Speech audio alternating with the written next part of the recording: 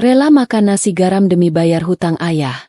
Pengorbanan gadis miskin berkerudung ini bikin bos kaya tampan jatuh cinta. Di sebuah sudut pinggiran kota yang jauh dari hiruk-pikuk gedung-gedung tinggi, hidup seorang gadis bernama Naila. Ia tinggal di rumah kecil sederhana yang dindingnya mulai kusam dimakan waktu, dengan atap yang kadang bocor saat hujan turun terlalu deras. Namun bagi Naila, tempat itu tetap rumah.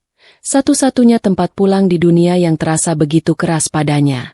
Sejak ayahnya pergi meninggalkan hutang yang tidak sedikit, hidup Naila berubah total. Tidak ada lagi hari-hari tenang.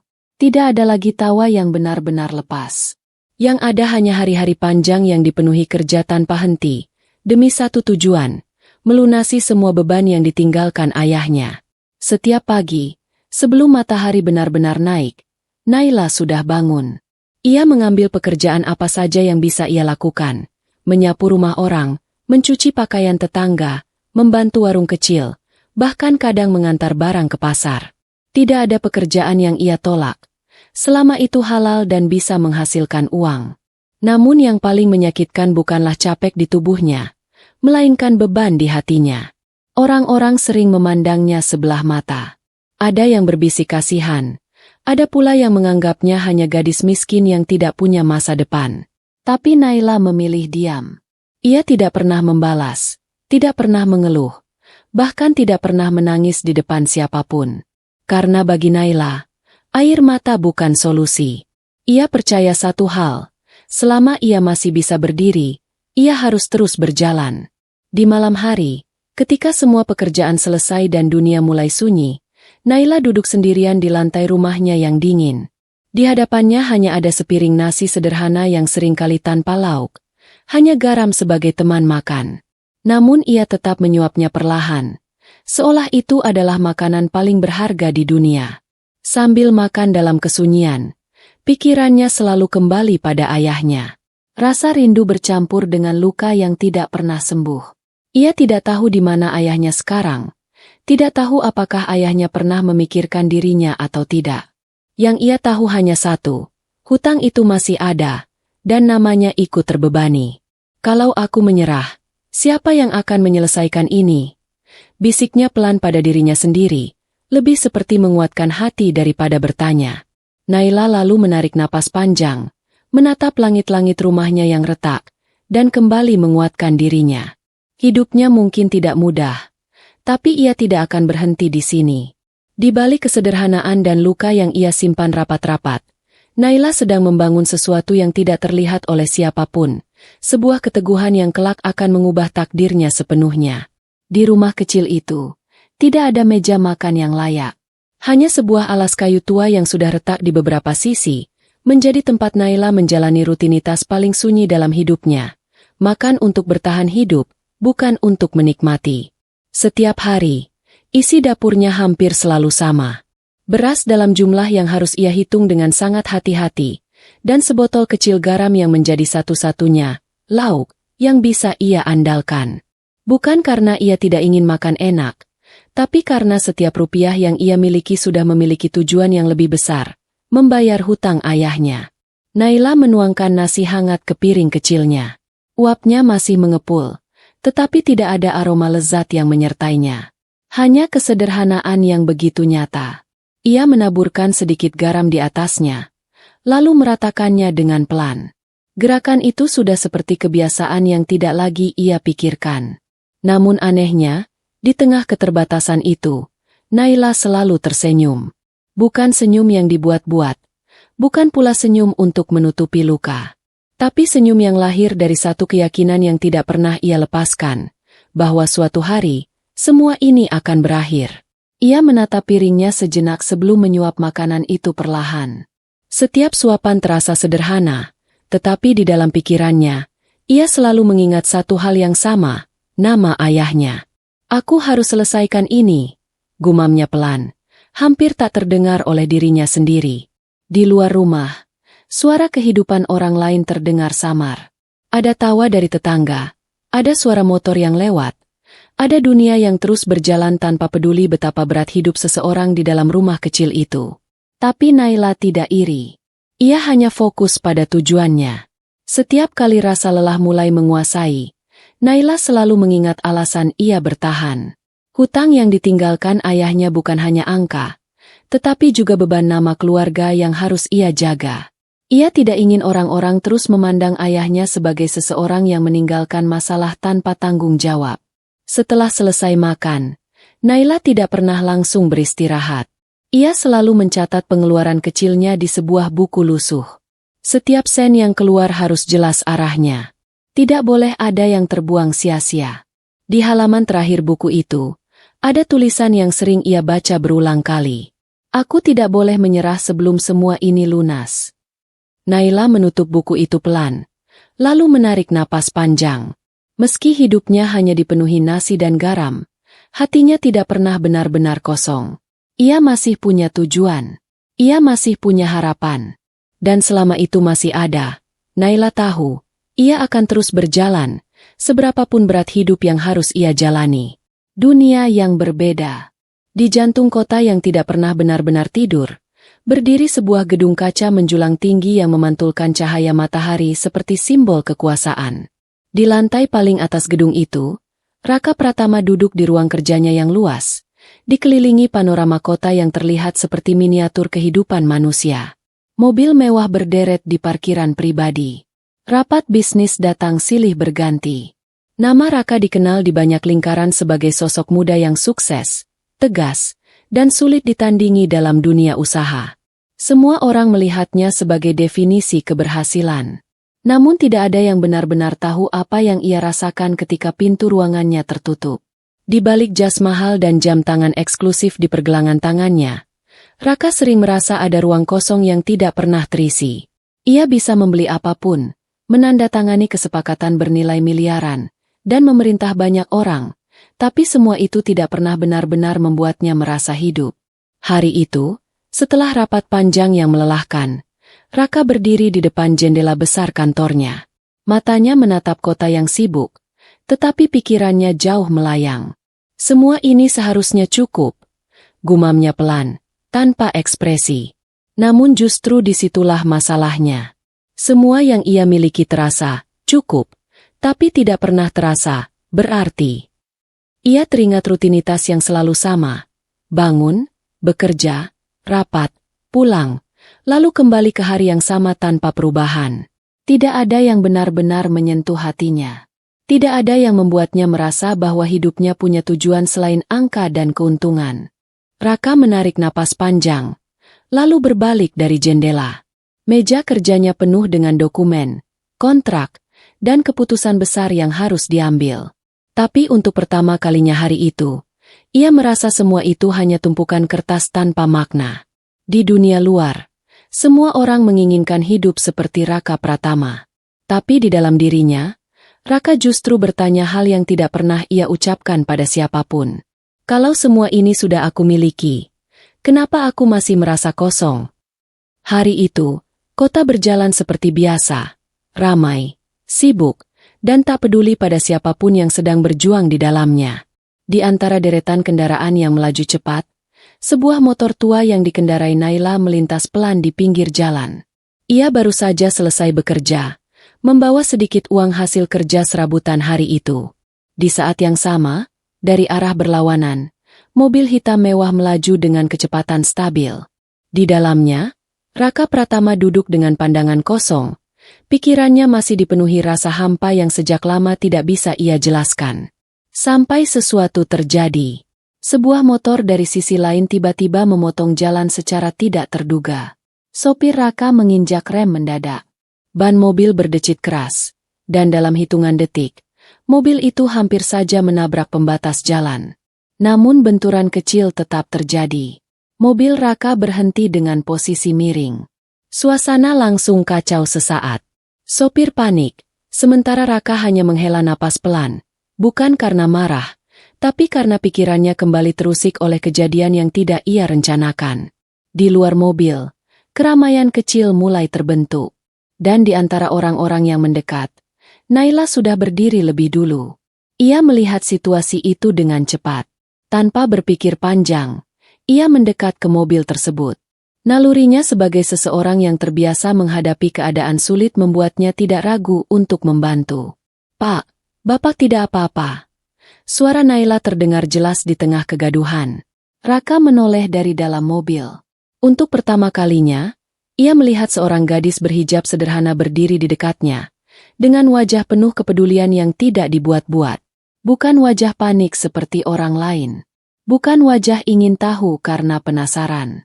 Tapi wajah seseorang yang benar-benar ingin memastikan orang lain selamat. Pintu mobil terbuka. Raka keluar perlahan, memastikan dirinya tidak terluka serius. Hanya sedikit benturan di bahu dan rasa kaget yang masih tersisa. Naila berdiri sedikit menjauh, tapi tetap memperhatikan. "Bapak benar-benar tidak apa-apa?" Ulang Naila lagi, lebih pelan. Raka menatapnya sejenak sebelum menjawab singkat. "Tidak apa-apa." Jawaban itu seharusnya cukup untuk mengakhiri percakapan. Tapi entah kenapa, Raka tidak langsung pergi. Matanya justru memperhatikan Naila lebih lama dari yang seharusnya. Ada sesuatu yang berbeda dari gadis ini. Di tengah keributan, orang-orang mulai membantu mengatur lalu lintas. Sopir Raka memastikan kondisi mobil. Semua kembali perlahan normal. Namun di antara semua itu, ada satu momen kecil yang tidak disadari siapapun selain mereka berdua. Sebuah pertemuan yang seharusnya tidak penting, tapi diam-diam menjadi awal dari sesuatu yang lebih besar. Naila akhirnya mengangguk kecil. "Kalau begitu saya permisi." Ia berbalik untuk pergi, kembali ke kehidupannya yang sederhana, tanpa tahu siapa pria yang baru saja ia bantu. Raka memperhatikannya berjalan menjauh. Untuk pertama kalinya dalam hidupnya yang penuh gedung tinggi dan kesepian, ia merasa ada sesuatu yang mengganggu pikirannya. Bukan masalah bisnis, bukan angka, tapi sosok sederhana yang baru saja lewat di hadapannya seperti angin yang tidak bisa ia tangkap. Dan tanpa ia sadari, takdir mereka baru saja mulai bersinggungan. Sejak kejadian kecil di jalan itu, Raka Pratama tidak bisa benar-benar menghapus bayangan seorang gadis berhijab sederhana dari pikirannya. Bukan karena kecelakaan itu sendiri, tetapi karena cara gadis itu bersikap, tenang, tidak panik, dan justru lebih peduli pada orang lain daripada dirinya sendiri. Di dunia Raka, orang-orang biasanya panik saat melihat peluang atau masalah. Tapi gadis itu berbeda. Beberapa hari setelah kejadian itu, Raka tanpa sengaja kembali melihat sosok yang sama di depan sebuah toko kecil. Ia sedang membantu menata barang, membawa dus-dus berat tanpa mengeluh. Wajahnya terlihat lelah, tapi ada sesuatu yang tidak masuk akal bagi Raka. Gadis itu tersenyum. Senyum yang sederhana. Senyum yang tidak terlihat seperti milik seseorang yang hidupnya mudah. Raka berdiri cukup jauh, memperhatikan dari dalam mobilnya. Ia bahkan tidak langsung turun. Matanya mengikuti setiap gerakan Naila, seolah ada hal yang tidak bisa ia pahami. Dia selalu tersenyum. Gumam Raka pelan pada dirinya sendiri. Di dunia yang ia kenal, orang tersenyum karena bahagia, karena sukses, karena hidupnya baik-baik saja. Tapi gadis itu, hidupnya jelas tidak terlihat mudah. Namun justru itu yang membuat Raka bingung. Di satu sisi, ia melihat seseorang yang hidupnya sederhana, bahkan mungkin penuh kekurangan. Tapi di sisi lain, ia melihat ketenangan yang tidak ia miliki meski hidupnya jauh lebih mewah. Raka mulai merasa ada sesuatu yang tidak seimbang di kepalanya sendiri. Ia memutuskan turun dari mobil, tanpa alasan bisnis, tanpa agenda rapat, hanya karena dorongan yang tidak biasa. Saat ia mendekat, Naila sedang mengangkat dus terakhir. Tanpa sadar, Naila menoleh dan sedikit tersenyum sopan. "Selamat siang, Pak," ucapnya ringan, seolah mereka bukan orang asing. Raka sedikit terdiam. "Kamu, yang waktu itu di jalan?" Naila mengangguk kecil. "Iya, Pak, kebetulan saja." Jawaban itu sederhana. Terlalu sederhana. Raka memperhatikan lagi wajahnya.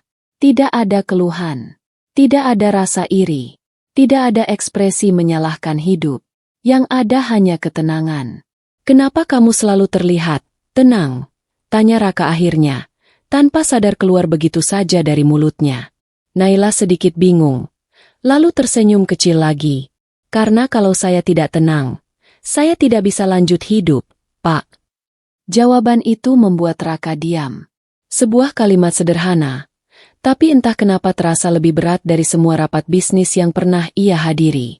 Naila lalu kembali bekerja, seolah percakapan itu tidak penting. Tapi bagi Raka, justru itu yang paling mengganggu pikirannya. Saat ia kembali ke mobilnya, Raka tidak langsung pergi. Ia masih menatap dari kejauhan. Siapa sebenarnya gadis itu? Gumamnya pelan. Dan untuk pertama kalinya, dunia Raka yang penuh logika dan angka mulai terusik oleh sesuatu yang tidak bisa ia hitung. Rasa penasaran terhadap seorang gadis berhijab yang hidupnya sederhana, tapi hatinya tampak jauh lebih kuat dari siapapun yang pernah ia kenal. Sejak pertemuan singkat itu, Raka Pratama semakin sering memikirkan sosok Naila tanpa ia sadari. Bukan karena ia ingin, tetapi karena ada sesuatu yang sulit dijelaskan tentang gadis itu. Kesederhanaan yang tidak dibuat-buat, ketenangan di tengah hidup yang jelas tidak mudah, dan senyum yang tetap ada meski dunia seolah tidak berpihak padanya. Hari itu, Raka akhirnya mengambil keputusan yang tidak biasa bagi dirinya. Ia memerintahkan asistennya untuk mencari tahu keberadaan Naila. Bukan dengan niat buruk, bukan pula karena kepentingan bisnis, tetapi lebih karena rasa penasaran yang semakin mengganggu pikirannya. Beberapa hari kemudian, Raka kembali melihat Naila di tempat yang sama, sedang bekerja serabutan, membantu pemilik toko kecil tanpa banyak bicara. Tubuhnya tampak lelah, namun gerakannya tetap sigap. Seperti seseorang yang sudah terbiasa memikul beban hidup sendirian. Raka turun dari mobil. Kali ini tanpa ragu. Naila, panggilnya pelan.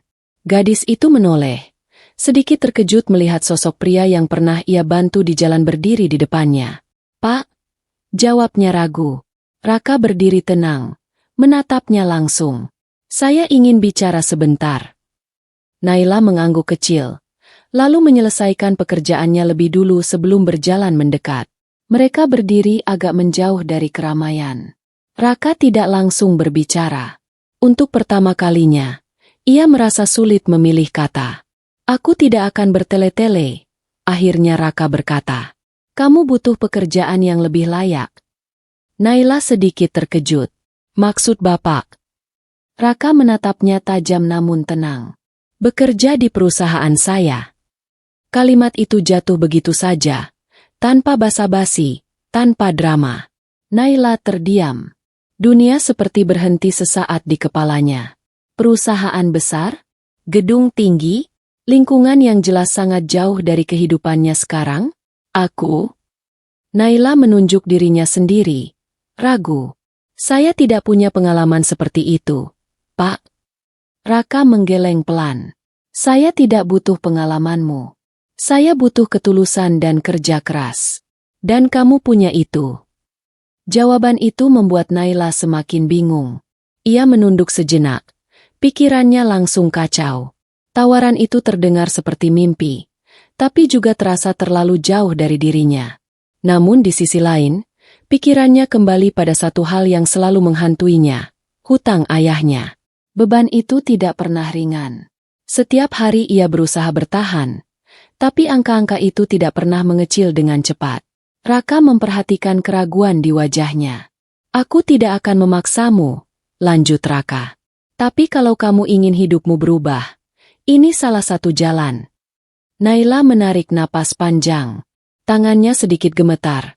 Bukan karena takut, tapi karena tekanan hidup yang selama ini ia tahan sendirian. Kalau saya menerima pekerjaan itu, apakah saya benar-benar bisa membantu melunasi hutang saya? Tanyanya pelan. Raka menatapnya serius. Kalau kamu bekerja dengan benar, kamu akan punya kesempatan. Jawaban itu tidak menjanjikan keajaiban, tapi cukup untuk membuat Naila berpikir ulang. Hening. Angin sore berhembus pelan di antara mereka. Akhirnya, dengan suara yang hampir tidak terdengar, Naila berkata, saya akan mencoba. Raka mengangguk singkat. Mulai besok. Tanpa banyak kata lagi, Raka berbalik dan pergi. Namun bagi Naila, langkah itu bukan sekadar menerima pekerjaan. Itu adalah langkah pertama menuju dunia yang sama sekali asing baginya.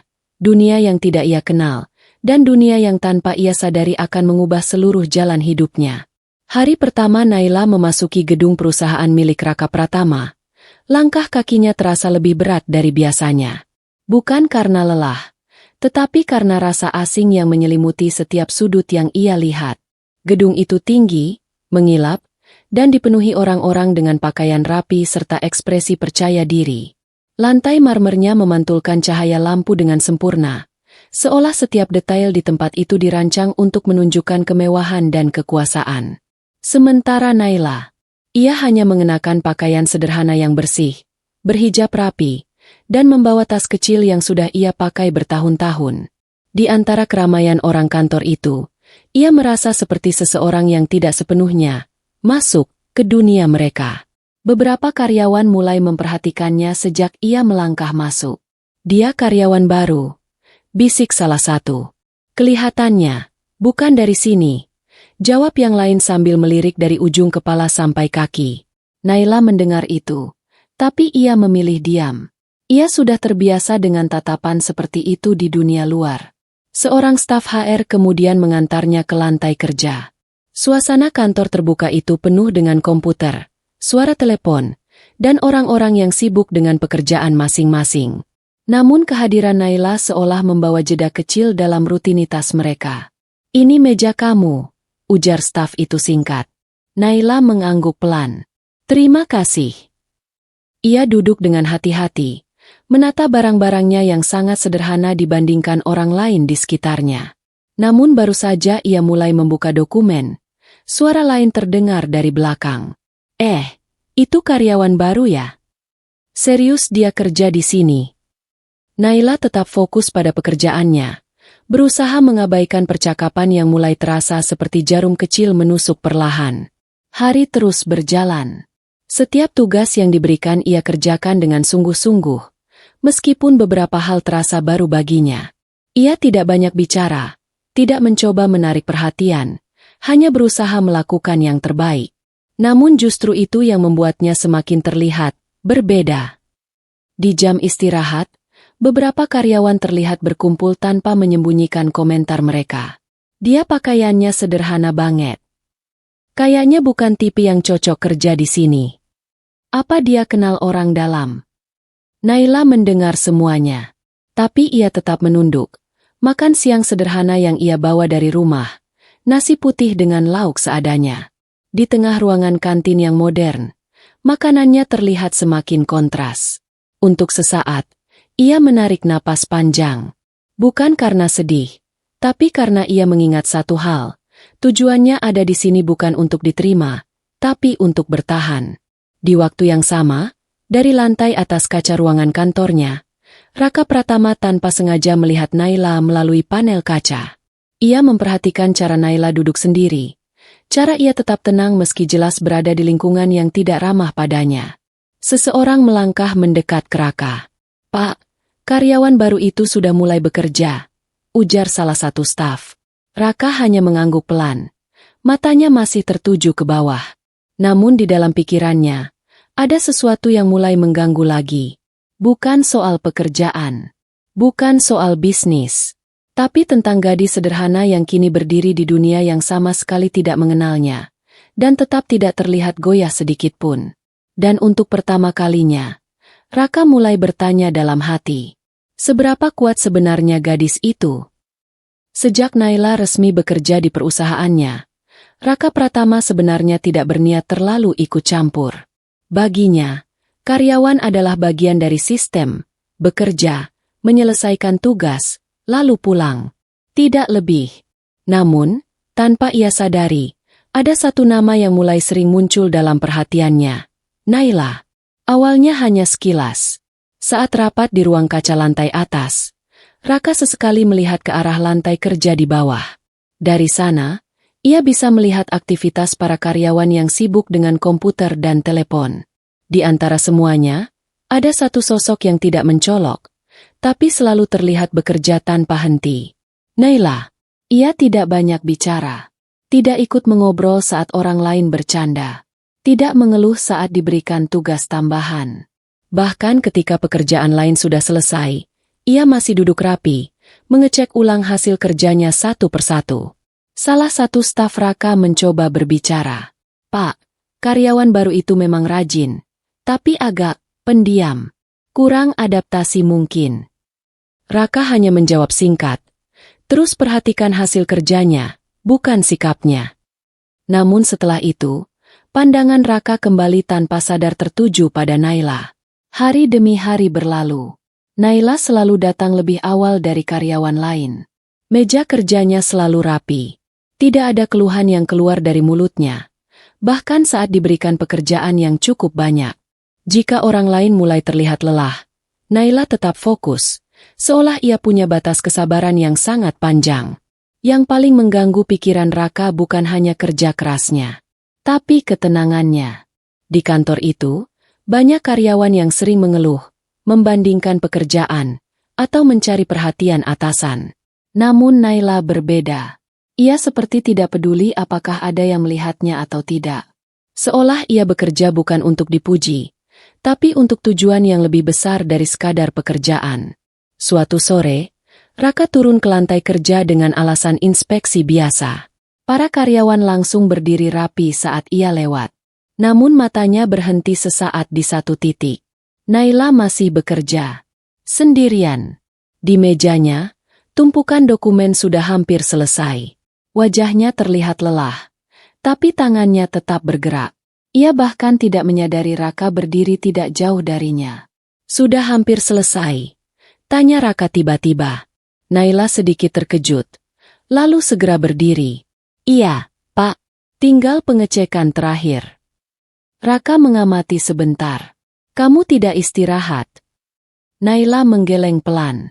"Sudah, Pak. Saya ingin menyelesaikannya dulu." Jawaban itu sederhana, tapi justru membuat Raka diam beberapa detik lebih lama dari biasanya. Di kantor ini, hampir semua orang mencari cara untuk menghindari beban kerja. Tapi gadis ini justru memilih menyelesaikannya tanpa diminta. Raka akhirnya mengangguk singkat. "Jangan terlalu memaksakan diri." "Baik, Pak," jawab Naila pelan. Raka berbalik dan pergi. Tapi langkahnya terasa sedikit berbeda dari biasanya. Bukan karena pekerjaan kantor. Bukan karena bisnis. Tapi karena ada satu hal yang mulai ia sadari perlahan, gadis sederhana itu bukan hanya pekerja keras. Ia seperti seseorang yang membawa beban yang tidak terlihat oleh siapapun, tapi tetap berdiri tanpa runtuh. Dan untuk pertama kalinya, Raka Pratama benar-benar memperhatikan seseorang bukan karena kepentingan bisnis, melainkan karena rasa penasaran yang semakin dalam. Di tengah stabilnya perusahaan Raka Pratama, ada satu orang yang diam-diam mulai merasa tidak senang dengan perubahan kecil yang terjadi. Ia adalah Dimas Hartono, rekan bisnis sekaligus orang yang sejak lama menyimpan ambisi tersembunyi untuk mengambil alih posisi Raka. Bagi Dimas, Raka terlalu sempurna di mata banyak orang. Terlalu bersih, terlalu dihormati, dan terlalu sulit diserang secara langsung. Karena itu, Dimas tidak mencari cara frontal. Ia mencari celah. Dan celah itu akhirnya ia temukan dalam sosok seorang gadis bernama Naila. Awalnya Dimas hanya memperhatikan dari jauh. Ia melihat bagaimana Naila berbeda dari karyawan lain, sederhana, pendiam, dan tampak tidak memiliki lingkaran dalam di perusahaan. Bagi Dimas, itu bukan kelemahan biasa. Itu adalah pintu masuk. "Gadis itu baru?" tanya Dimas suatu hari kepada salah satu staf. "Ya, Pak. Karyawan baru di divisi operasional." Dimas tersenyum tipis. Senyum yang tidak bisa ditebak maksudnya. Sejak saat itu, ia mulai mengamati lebih serius. Ia melihat bagaimana Naila selalu bekerja sendiri. Tidak banyak teman. Tidak banyak bicara dengan atasan. Bahkan terlihat seperti seseorang yang hanya fokus bertahan hidup di tempat barunya. Di mata Dimas, itu bukan sekadar kesederhanaan. Itu adalah kerentanan. Beberapa hari kemudian, Dimas mulai melangkah. Ia sengaja datang ke lantai kerja tempat Naila bekerja. Penampilannya rapi, sikapnya ramah, berbeda dari kesan dingin yang sering ia tunjukkan di lingkungan bisnis. "Naila, kan?" Suara Dimas terdengar lembut saat mendekat. Naila menoleh, sedikit terkejut. Iya, Pak. Dimas tersenyum sopan. Saya Dimas. Rekan kerja Pak Raka. Naila mengangguk kecil. Senang bertemu, Pak. Dimas memperhatikan reaksinya. Nang, tidak berlebihan. Tidak terlihat curiga. Itu justru membuatnya semakin yakin. Kerja di sini sudah mulai terbiasa. Tanya Dimas sambil berdiri santai di dekat meja Naila. Masih belajar, Pak. Jawab Naila jujur. Dimas mengangguk pelan. Kalau ada kesulitan, kamu bisa bilang. Kadang perusahaan besar seperti ini tidak selalu ramah untuk orang baru. Kalimat itu terdengar seperti perhatian biasa. Tapi ada sesuatu di baliknya. Sebuah dorongan halus untuk membuka diri. Naila hanya tersenyum sopan. Terima kasih, Pak. Namun di balik sikap tenang Naila, Dimas tidak mendapatkan celah yang ia harapkan. Ia melihat gadis itu terlalu hati-hati, terlalu menjaga jarak. Tapi Dimas tidak menyerah. Justru itu membuatnya semakin tertarik. Setelah pergi dari lantai kerja, Dimas berjalan sambil tersenyum kecil pada dirinya sendiri. Gadis seperti itu, pasti punya sesuatu yang bisa dipakai, gumamnya pelan. Di sisi lain, Raka Pratama yang tanpa sengaja melihat interaksi itu dari kejauhan, mulai merasakan ketidaksukaan yang tidak ia jelaskan. Tatapan Dimas, cara ia berbicara pada Naila, semuanya terasa terlalu terarah untuk sekadar basa-basi. Raka tidak berkata apa-apa saat itu. Namun untuk pertama kalinya, ia mulai merasakan sesuatu yang berbeda.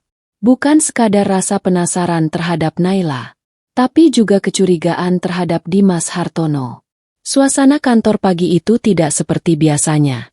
Ada ketegangan yang pelan-pelan menyebar di antara meja kerja, bisik-bisik yang terdengar lebih tajam dari biasanya, dan tatapan-tatapan yang sesekali mengarah pada satu orang, Naila. Semua bermula dari sebuah kejadian kecil yang tiba-tiba dibesar-besarkan. Sejumlah dokumen penting perusahaan dikabarkan hilang dari sistem operasional.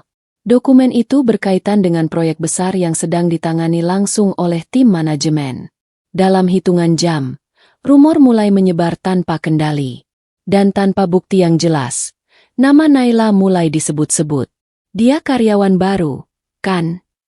Katanya terakhir yang akses folder itu dia. Masih belum terbiasa mungkin, jadi tidak sengaja.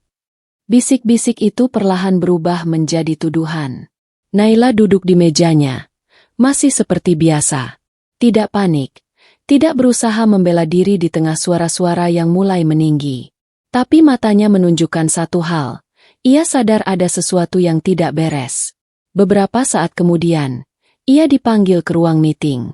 Di dalam ruangan itu sudah ada beberapa staf senior, kepala divisi, dan suasana yang jauh lebih formal dari biasanya. Di ujung meja, Raka Pratama duduk dengan ekspresi tenang tapi sulit dibaca. Di sampingnya, Dimas Hartono hadir dengan wajah serius yang terlalu rapi untuk situasi seperti ini. Naila, salah satu kepala divisi membuka suara. Kami perlu klarifikasi. Ada indikasi kamu mengakses dan mengambil dokumen perusahaan tanpa izin. Ruangan itu hening. Naila berdiri di tengah semua tatapan itu. Namun tidak ada kepanikan di wajahnya. Ia menarik napas pelan. Saya tidak mengambil dokumen apapun, Pak. Suaranya tenang. Jus, tidak bergetar. Dimas menyandarkan diri sedikit ke kursi, lalu berbicara dengan nada yang terdengar netral, tapi tajam di dalamnya. Tapi sistem mencatat akun kamu sebagai salah satu yang terakhir mengakses file itu. Semua mata kembali ke Naila. Naila menatap Dimas sebentar, lalu kembali ke arah meja. Saya memang mengakses folder itu karena saya diminta mengecek data operasional. Tapi saya tidak pernah mengambil atau memindahkan dokumen apapun. Tidak ada bukti kamu memindahkan file. Tanya staf lain. Naila menggeleng pelan. Tidak ada, karena memang tidak saya lakukan. Ruangan kembali hening. Tuduhan itu belum terbukti, tapi tekanan sudah terasa cukup untuk membuat siapapun goyah. Namun Naila tetap berdiri di tempatnya, dengan tangan yang tenang dan pandangan yang tidak lari. Raka memperhatikannya sejak awal. Ia tidak langsung berbicara. Matanya mengamati setiap detail, Cara Naila berdiri, cara ia menjawab, dan ketenangan yang tidak berubah meski semua orang mulai meragukannya. Di sisi lain, Dimas menunggu. Seolah ini adalah momen yang sudah ia siapkan. Kalau memang tidak bersalah, ujar salah satu staf lagi. Kamu tidak akan keberatan jika sementara ini kami nonaktifkan dari sistem, sampai investigasi selesai. Suasana semakin berat. Naila terdiam beberapa detik. Semua orang menunggu reaksinya. Marah, panik, atau mungkin membela diri lebih keras. Tapi yang terjadi justru sebaliknya. Naila mengangguk pelan. Kalau itu prosedurnya, saya akan ikuti. Jawaban itu membuat beberapa orang saling berpandangan. Tidak ada penolakan. Tidak ada drama. Tidak ada suara meninggi. Hanya penerimaan yang tenang, tapi terasa menyakitkan. Dimas menatapnya sekilas, seperti mencoba membaca apakah itu kepura-puraan atau ketulusan. Namun Naila tidak menunjukkan apapun selain ketenangan. Raka akhirnya berbicara untuk pertama kalinya. Rapat selesai. Kita akan selesaikan ini sesuai bukti.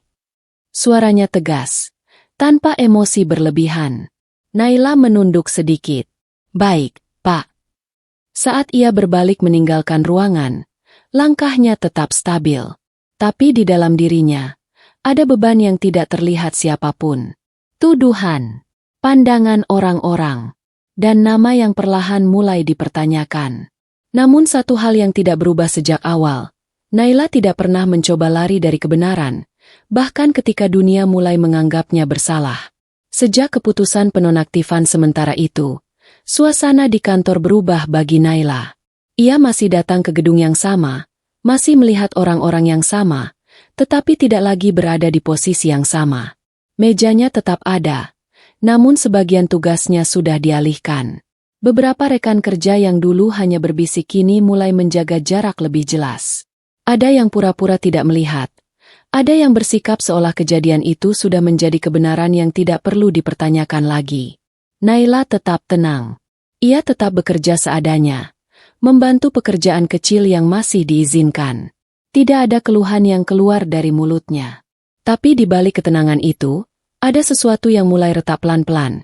Bukan karena tuduhan orang lain, melainkan karena satu hal yang lebih sulit ia terima. Raka Pratama tidak membelanya.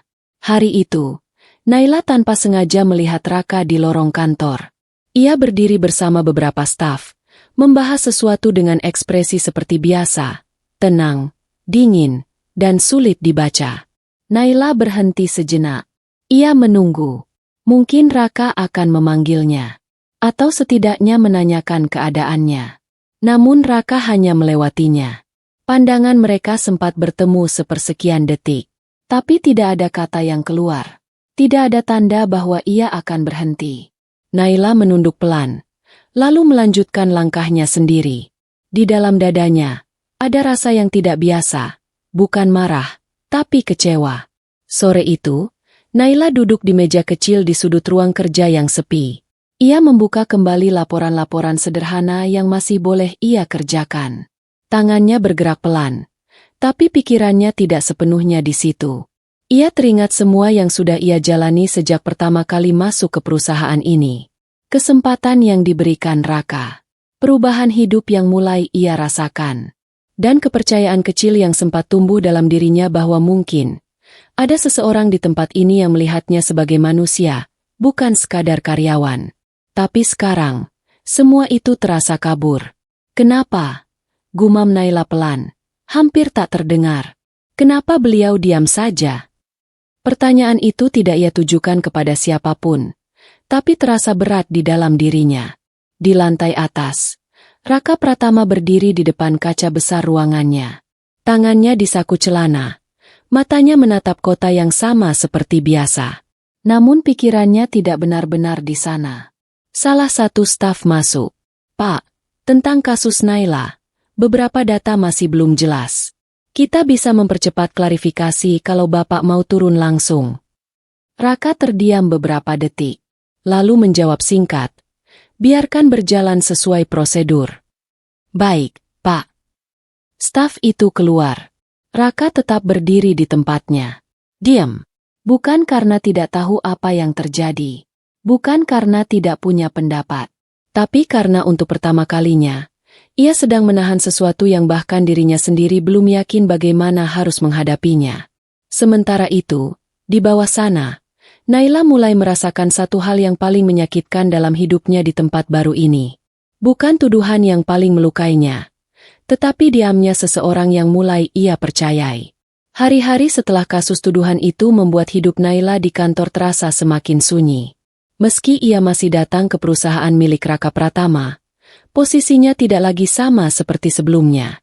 Ia tidak lagi dilibatkan dalam pekerjaan penting, hanya tugas-tugas kecil yang seringkali selesai lebih cepat dari yang lain. Namun satu hal tidak berubah dari Naila. Kesederhanaannya. Di tengah gedung tinggi, ruang kerja ber-AC, dan kantin modern yang dipenuhi menu lengkap, Naila tetap membawa kebiasaannya sendiri.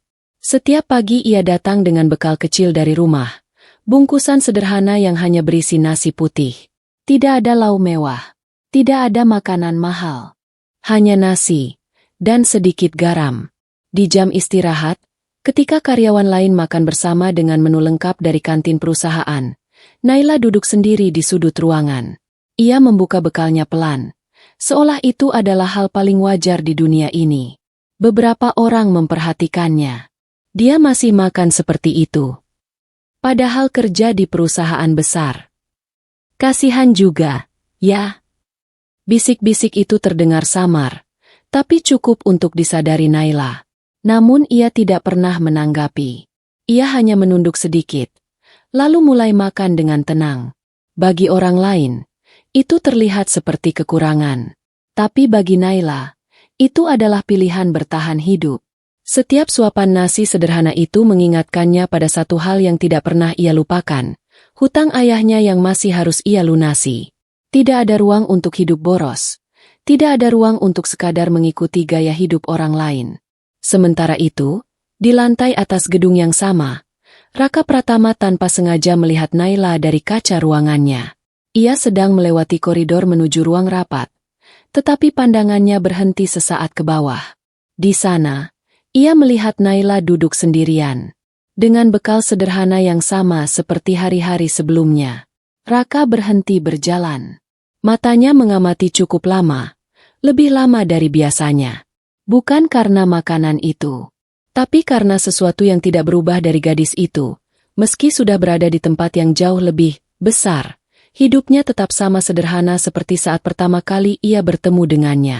Seorang staf di belakangnya berbicara pelan. "Pak, rapatnya sudah dimulai." Raka mengalihkan pandangannya. "Ya," jawabnya singkat. Ia pun melanjutkan langkah. Namun di dalam pikirannya, bayangan Naila yang duduk sendiri dengan nasi sederhana itu tidak langsung hilang. Di sisi lain, Naila tetap melanjutkan harinya seperti biasa. Tidak ada yang berubah dari caranya bertahan. Tidak ada keluhan, tidak ada penyesalan yang ia ucapkan keras-keras. Karena bagi Naila, selama ia masih bisa bekerja dan melangkah, maka nasi garam itu bukan tanda kekurangan, tapi tanda bahwa ia masih bertahan demi satu tujuan yang belum selesai. Sejak tuduhan terhadap Naila mencuat, suasana di dalam diri Raka Pratama tidak lagi sepenuhnya tenang. Ia memang terlihat seperti biasa di depan karyawan dan para direksi, tetap tegas, tetap dingin, dan tetap fokus pada bisnis. Namun di balik itu, pikirannya terus kembali pada satu hal yang belum selesai, kasus Naila. Awalnya Raka memilih diam dan mengikuti prosedur perusahaan. Tapi semakin lama, semakin banyak hal yang terasa tidak masuk akal. Hari itu, Raka duduk di ruang kerjanya, menatap laporan internal yang baru saja diserahkan tim IT. Laporan akses sistem dokumen perusahaan. Matanya berhenti pada satu baris data. Ia mengerutkan kening. Akses terakhir, bukan hanya Naila, gumamnya pelan. Ada nama lain yang muncul di log sistem pada waktu yang hampir bersamaan. Akses dengan level yang lebih tinggi, dari perangkat yang tidak biasa digunakan oleh staf operasional. Raka diam beberapa detik. Lalu perlahan, fokusnya berubah. Ia memanggil kepala tim IT. "Periksa ulang log ini. Saya ingin detail perangkat, lokasi, dan waktu aksesnya," ujar Raka tegas. "Baik." Beberapa jam kemudian, laporan tambahan datang. Dan disitulah kejanggalan itu semakin jelas. Ada aktivitas akses yang tidak wajar, berasal dari area internal yang seharusnya hanya digunakan oleh level manajemen tertentu. Nama yang tidak secara langsung disebut, tetapi jejaknya mengarah pada seseorang yang berada cukup dekat dengan lingkaran dalam perusahaan. Dimas Hartono. Raka membaca laporan itu berulang kali. Ekspresinya tetap tenang, tapi sorot matanya mulai berubah. Bukan marah, tapi lebih seperti seseorang yang mulai menyusun potongan puzzle yang sebelumnya sengaja disembunyikan. Salah satu staf masuk. "Pak, apakah kasus Naila tetap dilanjutkan investigasinya secara internal?" Raka menutup laporan itu perlahan. "Ya," jawabnya singkat. "Tapi mulai sekarang, fokusnya berubah." "Berubah, Pak?" Raka berdiri dari kursinya, berjalan ke arah jendela besar yang menghadap kota. Cari siapa yang benar-benar terakhir menyentuh file itu dengan akses penuh. Suaranya tenang, tapi ada ketegasan yang berbeda dari biasanya. Di dalam pikirannya, satu hal mulai terbentuk jelas. Naila mungkin hanya nama yang terseret, tapi ada seseorang yang sengaja mengarahkan semuanya. Sementara itu, di bagian lain perusahaan, Dimas Hartono tetap terlihat seperti biasa. Ramah, tenang, dan penuh kendali. Tidak ada yang mencurigai langkahnya. Namun ia tidak tahu bahwa untuk pertama kalinya sejak kasus itu dimulai, Raka Pratama tidak lagi hanya diam. Ia mulai mencari. Dan ketika Raka mulai mencari kebenaran, ia tidak akan berhenti sampai semuanya terbuka. Setelah Raka menemukan kejanggalan dalam kasus Naila, sikapnya tidak berubah di permukaan. Di depan karyawan dan direksi, ia tetap terlihat seperti biasa, dingin, tegas, dan tidak menunjukkan emosi yang berlebihan. Tidak ada satupun yang menyadari bahwa di balik ketenangan itu, Raka mulai bergerak secara diam-diam. Namun di balik layar, semuanya berubah. Raka mulai memberi instruksi tanpa menyebut nama secara langsung, memastikan investigasi kasus Naila terus berjalan lebih dalam. Ia meminta tim IT, audit internal, dan bagian HR untuk menelusuri ulang semua akses sistem, tanpa memberitahu bahwa fokus utamanya adalah membersihkan nama seorang karyawan bernama Naila. Secara resmi, ia tetap terlihat netral. Tapi secara tidak langsung, ia mulai melindungi Naila. Di kantor, perlahan suasana mulai bergeser. Beberapa karyawan yang sebelumnya sering membicarakan Naila mulai dipanggil satu persatu untuk dimintai klarifikasi ulang. Ada data yang diperiksa ulang. Ada bukti yang dipertanyakan kembali. Dan tanpa mereka sadari, arah penyelidikan mulai berubah. Naila sendiri tidak menyadari hal itu. Ia tetap menjalani hari-harinya seperti biasa, datang tepat waktu, mengerjakan tugas kecil yang tersisa, dan menjaga sikap tenangnya di tengah lingkungan yang masih terasa dingin padanya. Bagi Naila, situasi belum banyak berubah. Ia masih merasa menjadi orang luar di tempat itu. Namun satu hal kecil mulai terasa berbeda. Beberapa rekan kerja yang sebelumnya menjaga jarak kini mulai bersikap lebih hati-hati. Tidak lagi terlalu terang-terangan membicarakan dirinya. Seolah ada sesuatu yang membuat mereka ragu untuk melanjutkan tuduhan lama. Naila memperhatikannya, tapi tidak memahami penyebabnya. Di lantai atas, Raka Pratama berdiri di depan meja kerjanya, mendengarkan laporan dari salah satu staf kepercayaannya. "Pak, beberapa bukti mulai menunjukkan inkonsistensi dalam kasus Naila. Ada akses lain yang sebelumnya tidak tercatat jelas." Raka mengangguk pelan. "Teruskan. Apakah perlu diumumkan ke seluruh tim?" Raka terdiam sejenak. "Belum," jawabnya singkat. Staf itu mengangguk lalu pergi. Raka kembali menatap layar monitor di depannya. Di sana, data demi data mulai tersusun lebih jelas dari sebelumnya. Nama-nama yang dulu tidak terlihat mulai muncul dalam pola yang sama. Hari-hari di perusahaan berjalan seperti biasa di permukaan, tetapi bagi Raka Pratama, ada sesuatu yang perlahan berubah tanpa ia minta. Ia masih menjalankan rapat, menandatangani kontrak, dan mengambil keputusan besar seperti biasanya. Namun di sela-sela semua itu, pikirannya semakin sering terganggu oleh satu sosok yang sama, Naila. Bukan lagi sekadar rasa penasaran. Bukan lagi sekadar ingin tahu kebenaran kasusnya. Tapi sesuatu yang lebih dalam, yang bahkan Raka sendiri belum mau mengakuinya. Setiap kali ia tanpa sengaja melihat Naila dari kejauhan, di lorong kantor, di meja kerja sederhana, atau saat gadis itu berjalan melewati ruang kaca, ada sesuatu yang terasa berbeda di dalam dirinya. Naila tidak berubah. Ia tetap tenang, tetap bekerja dalam diam, tetap menahan semua pandangan orang tanpa pernah membalas dengan kebencian. Dan justru itu yang membuat Raka semakin sulit bersikap biasa. Suatu siang, Raka turun ke lantai kerja tanpa pemberitahuan. Seperti biasa, kehadirannya membuat suasana sedikit tegang. Semua karyawan berdiri dan memberi salam, lalu kembali ke posisi masing-masing. Namun mata Raka langsung menangkap satu hal. Naila. Ia sedang merapikan dokumen di mejanya, sendirian seperti biasa. Wajahnya terlihat lelah, tapi fokusnya tidak pecah.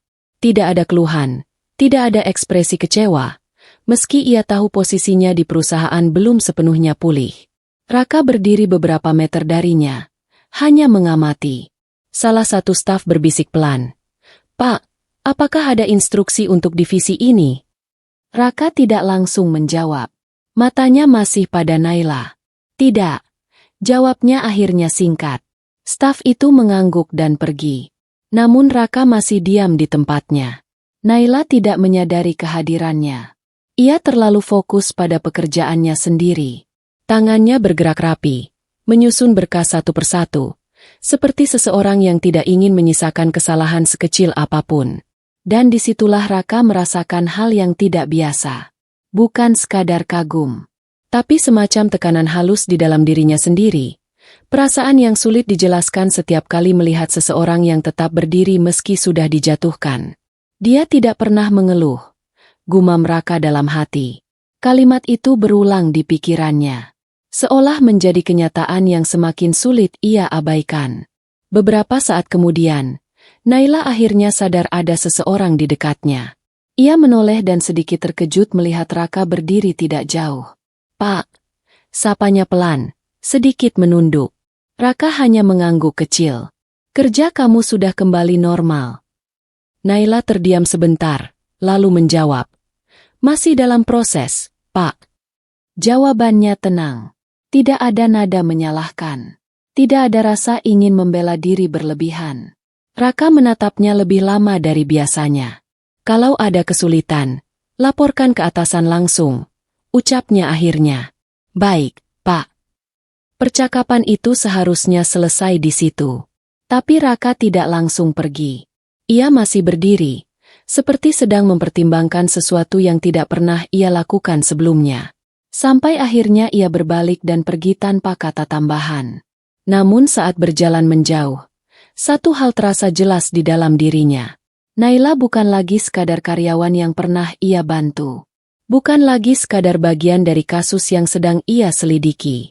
Tapi seseorang yang perlahan membuat hatinya tidak lagi sepenuhnya berada dalam kendali logika. Dan itu adalah hal yang paling berbahaya bagi Raka Pratama. Sore itu, langit kota perlahan berubah warna menjadi kelabu.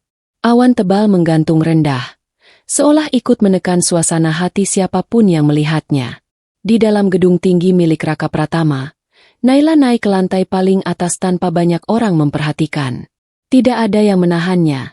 Tidak ada yang bertanya. Seolah keberadaannya memang tidak terlalu terlihat sejak kasus tuduhan itu terjadi. Rooftop gedung itu sepi. Hanya angin yang berhembus pelan, membawa udara dingin yang langsung menyentuh kulit. Naila berdiri di dekat pagar pembatas, menatap jauh ke arah kota yang tampak sibuk dari kejauhan. Mobil-mobil kecil terlihat seperti titik yang tidak punya arah. Gedung-gedung tinggi berdiri seperti dinding yang tidak peduli pada isi hati manusia di bawahnya. Untuk pertama kalinya setelah sekian lama, Naila tidak langsung kuat. Tangannya menggenggam pagar besi dengan sedikit gemetar. Semua yang ia tahan selama ini mulai menekan dari dalam. Tuduhan yang belum sepenuhnya hilang, pandangan orang-orang di kantor, dan rasa sendirian yang tidak pernah benar-benar pergi. Dan yang paling berat, diamnya Raka Pratama. Naila menutup matanya pelan. "Kenapa semuanya harus seperti ini?" Suaranya lirih, hampir hilang terbawa angin. Air mata yang selama ini ia tahan akhirnya jatuh satu persatu. Tidak deras, tapi cukup untuk menunjukkan bahwa ia juga manusia. Ia menarik napas panjang, mencoba menenangkan dirinya, tapi justru semakin terasa sesak di dada.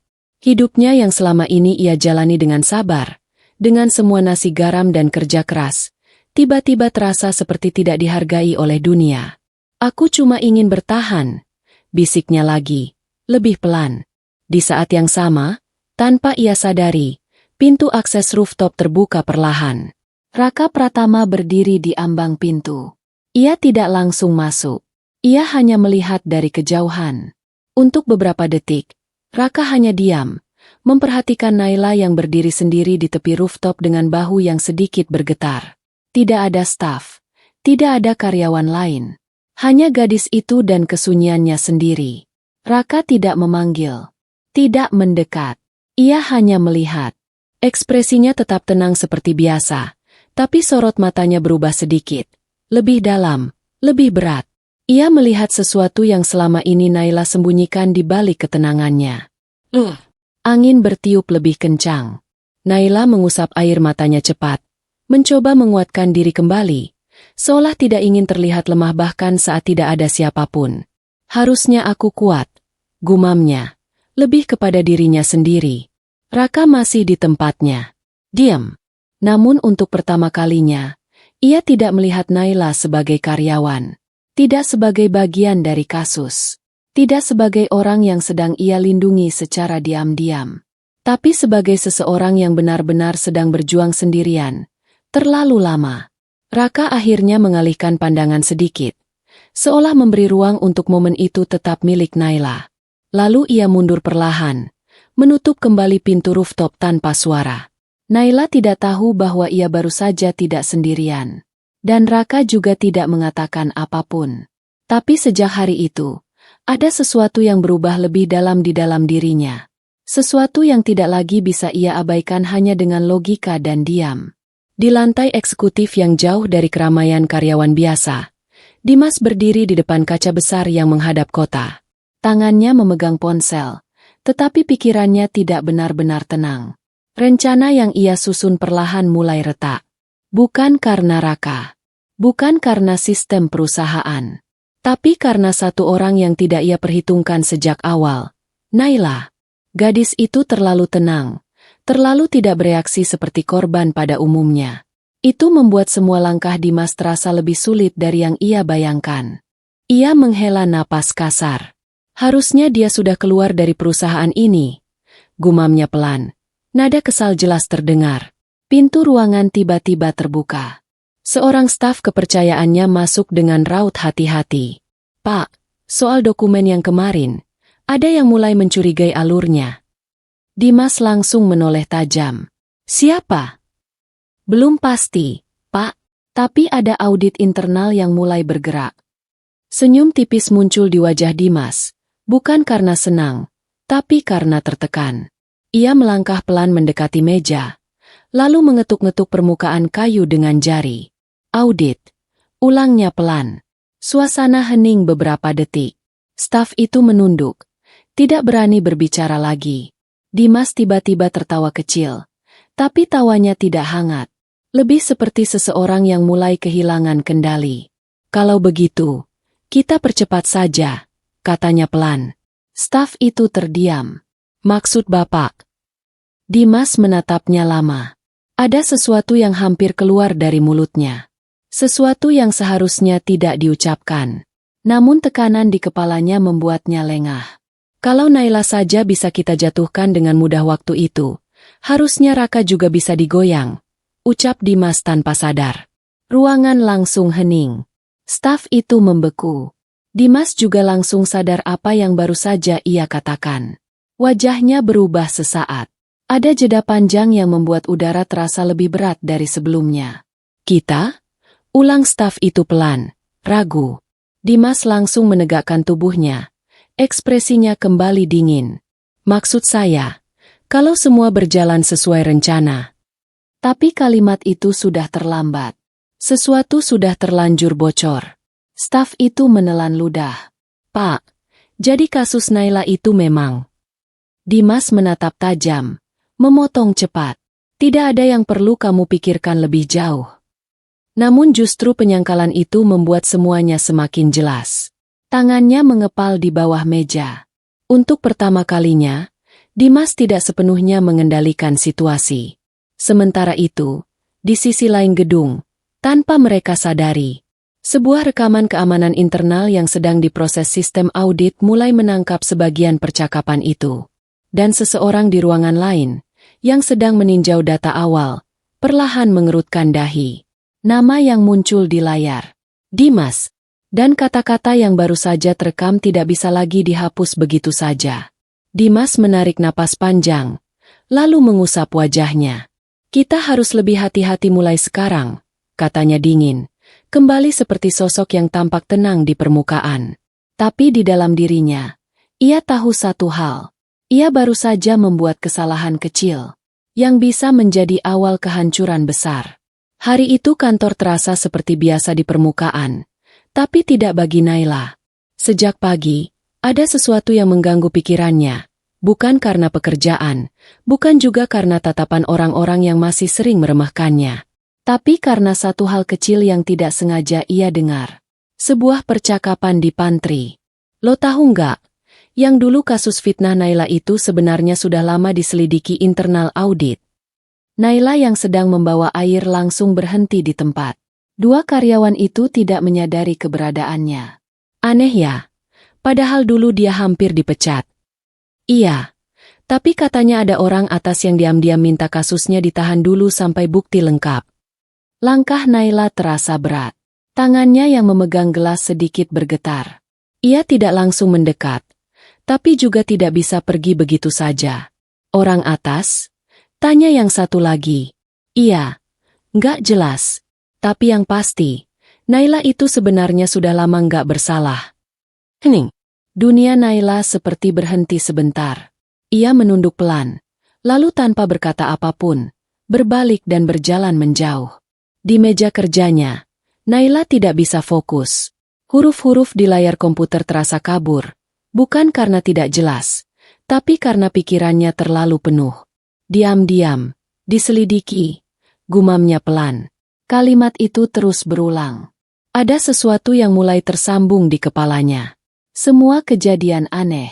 Semua keterlambatan keputusan perusahaan. Sikap Raka yang tidak sepenuhnya menjatuhkannya, tapi juga tidak langsung membelanya di depan umum. Dan perlindungan-perlindungan kecil yang tidak pernah ia pahami sebelumnya. Naila menutup matanya sebentar. Satu nama muncul di pikirannya. Raka Pratama. Ia berdiri tiba-tiba. Tanpa banyak berpikir, Naila berjalan menuju lantai eksekutif. Langkahnya cepat, tapi tidak terburu-buru karena emosi. Lebih seperti seseorang yang akhirnya ingin memastikan kebenaran yang selama ini ia hindari. Di ruangannya, Raka sedang membaca laporan ketika pintu diketuk. Tok, tok, masuk. Pintu terbuka. Dan untuk pertama kalinya, Naila tidak masuk dengan kepala menunduk seperti biasanya. Ia berdiri tegak. Matanya langsung menatap Raka. Ada sesuatu yang berbeda di sana. Bukan takut, bukan cemas, tapi keinginan untuk tahu kebenaran sepenuhnya. Raka langsung menyadarinya. Kenapa kamu kesini? Tanyanya tenang. Naila tidak langsung menjawab. Ia melangkah maju satu langkah. Pak Raka. Suaranya pelan, tapi tegas. Apakah Bapak yang menyelidiki kasus saya? Ruangan seketika terasa lebih sunyi. Raka menutup map di tangannya perlahan. Tatapannya tetap tenang. Tapi ada jeda kecil sebelum ia menjawab. Siapa yang memberitahumu? Naila tidak mengalihkan pandangan. Berarti benar. Hening lagi. Raka berdiri, berjalan perlahan ke arah jendela. Seolah ingin menghindari jawaban langsung dari jarak dekat. Tidak semua hal perlu kamu ketahui sekarang, katanya akhirnya. Namun kalimat itu justru membuat hati Naila semakin yakin. Matanya mulai berkaca-kaca. Tapi bukan karena sedih. Karena selama ini, ia tidak benar-benar sendirian. Kenapa Bapak lakukan itu? Tanya Naila lirih. Raka tidak langsung menjawab. Angin dari luar jendela bergerak pelan, mengisi ruang di antara mereka. Akhirnya Raka berkata pelan, tanpa menoleh. Karena kamu tidak seperti yang mereka tuduhkan. Kalimat itu jatuh sederhana, tapi cukup untuk membuat dada Naila sesak. Tangannya perlahan mengepal di samping tubuhnya. Kenapa Bapak tidak bilang dari awal? Suaranya bergetar sedikit. Raka menutup mata sesaat. Karena untuk pertama kalinya, jawabannya tidak sesederhana yang ia ingin katakan. Dan di balik itu semua, satu hal mulai tak bisa disembunyikan lagi. Bahwa batas antara melindungi dan merasakan sesuatu perlahan mulai menghilang. Sejak hari Naila mengetahui kebenaran itu, suasana di antara dirinya dan Raka Pratama berubah perlahan, bukan secara tiba-tiba, tapi seperti es yang mencair sedikit demi sedikit di bawah matahari yang tidak terlihat. Di kantor, mereka masih menjaga batas. Raka tetap seorang bos. Naila tetap seorang karyawan. Namun ada sesuatu yang tidak lagi sama di antara keduanya. Pagi itu, Naila datang lebih awal seperti biasa. Ia duduk di meja kerjanya dengan rapi, menata dokumen, dan mencoba bersikap seperti tidak ada yang berubah. Tapi kenyataannya, ia sering tanpa sadar melirik ke arah lantai eksekutif. Ke arah ruang Raka. Seolah ada sesuatu yang menarik pikirannya tanpa bisa ia hentikan. Di sisi lain gedung, Raka sedang menandatangani dokumen ketika asisten pribadinya berbicara. Pak, jadwal meeting siang dipindahkan ke pukul 2. Raka hanya mengangguk. Namun pikirannya tidak sepenuhnya di sana. Sejak Naila datang menanyakan kebenaran itu, ada perubahan kecil dalam dirinya sendiri yang tidak bisa ia abaikan. Ia mulai lebih sering memperhatikan hal-hal kecil tentang Naila.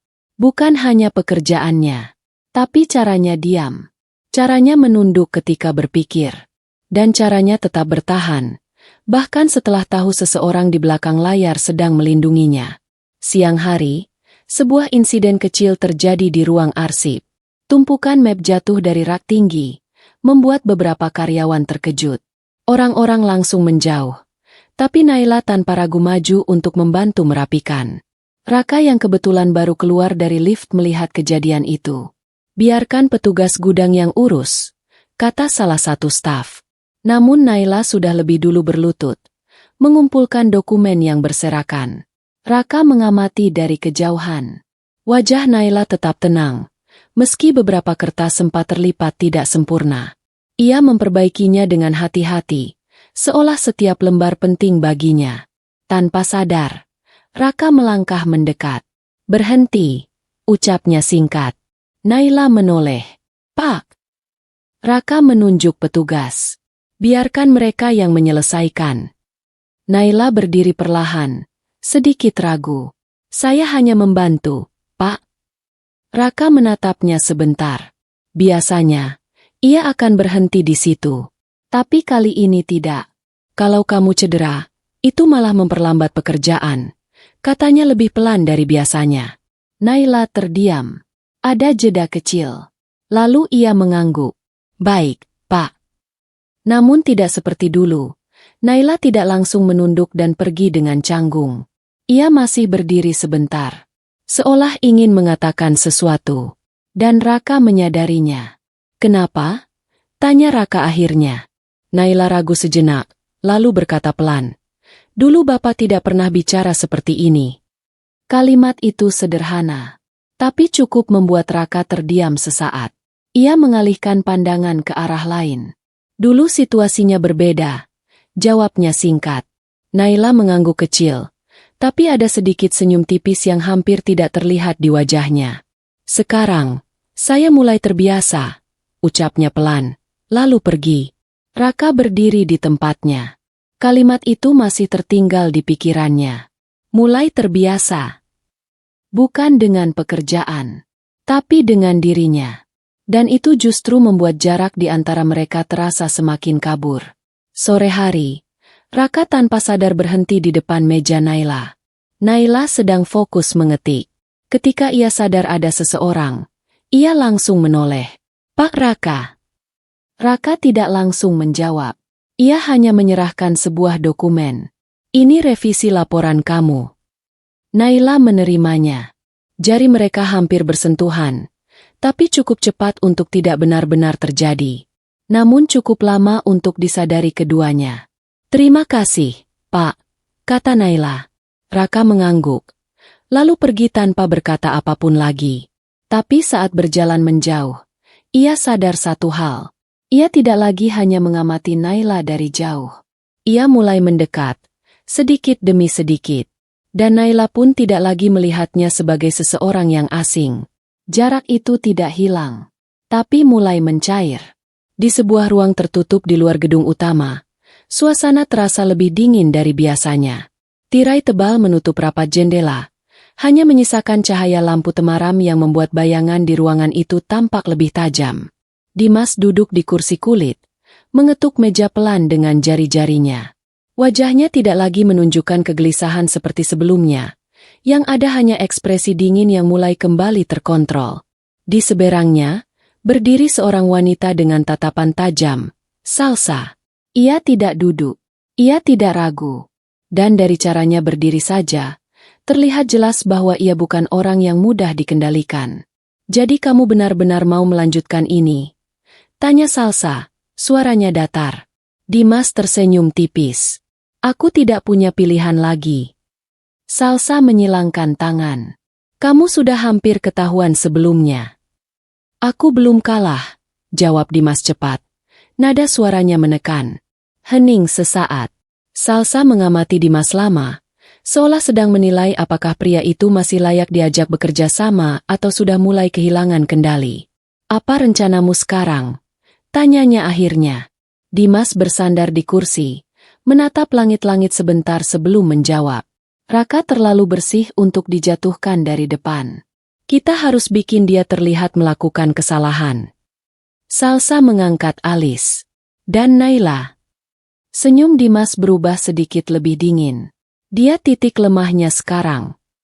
Di sisi lain kota, di sebuah kafe yang jarang ramai, Salsa kemudian duduk sendirian dengan ponselnya di tangan. Ia membuka percakapan dengan seseorang yang tidak terlihat di layar. Hanya rangkaian pesan singkat yang sudah direncanakan sejak lama. Raka mulai terlalu dekat dengan Naila. "Kita harus pisahkan mereka sebelum semuanya terlambat."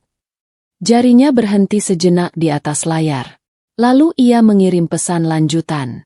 "Gunakan celah reputasi Naila. Buat Raka ragu." Salsa tersenyum kecil. Bukan senyum ramah.